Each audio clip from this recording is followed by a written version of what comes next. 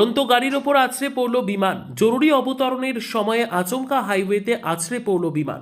সেই সময়ে ওই রাস্তা দিয়ে যাচ্ছিল একটি গাড়ি, তার উপরে আছড়ে পড়ে বিমানটি। সঙ্গে সঙ্গে দুমড়ে মুচড়ে যায় ওই চার চাকা গাড়ি। সোমবার আমেরিকার ফ্লোরিডার ব্রেভার্ড কাউন্টির I-95 হাইওয়েতে ঘটে দুর্ঘটনা। সেই ঘটনারই একটি ভিডিও এখন ভাইরাল সোশ্যাল মিডিয়ায়। ভাইরাল ভিডিওয় দেখা গিয়েছে ব্যস্ত সময়ে হাইওয়ের উপর দিয়ে হু হু করে ছুটে চলেছে একাধিক গাড়ি।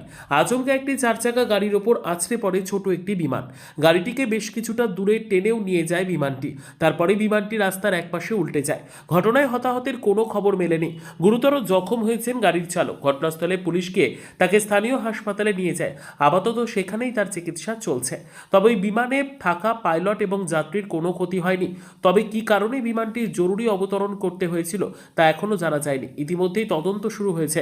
দুর্ঘটনার পর সাময়িকভাবে ওই রাস্তায় যান চলাচল বন্ধ ছিল, তবে এখন পরিস্থিতি স্বাভাবিক হয়েছে।